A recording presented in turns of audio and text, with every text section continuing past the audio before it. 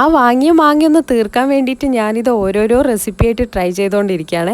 ഇന്നുണ്ടാക്കിയത് Frooti പോലെ തന്നെ ടേസ്റ്റുള്ളൊരു mango juice ആട്ടോ. ശരിക്കും ഫ്രൂട്ടീൻ്റെ ടേസ്റ്റ് തന്നെയാണ്, നന്നായിട്ടുണ്ടായിരുന്നു. ഇതെങ്ങനെയാണ് ഉണ്ടാക്കിയെന്ന് വെച്ചാൽ ആദ്യം നമുക്ക് കുറച്ച് മധുരവും പുളിയും എല്ലാം കൂടെ മിക്സ് ആയിട്ടുള്ള മാങ്ങയാണ് ഞാൻ എടുത്തിട്ടുള്ളത്.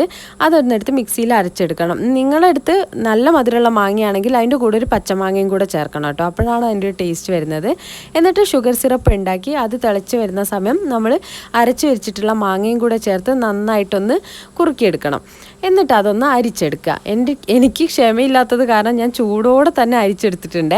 അന്നേരം ഇതിൻ്റെ അകത്തുനിന്ന് ഈ നാരുകളൊക്കെ ഒന്ന് നമുക്ക് കിട്ടുക. എന്നിട്ട് ഇതാ സ്മൂത്ത് ആയിട്ടുള്ള ഈ മാംഗോ ജ്യൂസിലേക്ക് നമുക്ക് ഒരു നാരങ്ങ നീരും കൂടെ പിഴിഞ്ഞൊഴിക്കാം. എന്നിട്ട് നന്നായിട്ട് മിക്സ് ചെയ്ത് ആവശ്യത്തിനുള്ള വെള്ളം ചേർത്തിട്ട് നമുക്കിത് എന്താ പറയുക, ഇത് ഉണ്ടാക്കിയെടുക്കാം.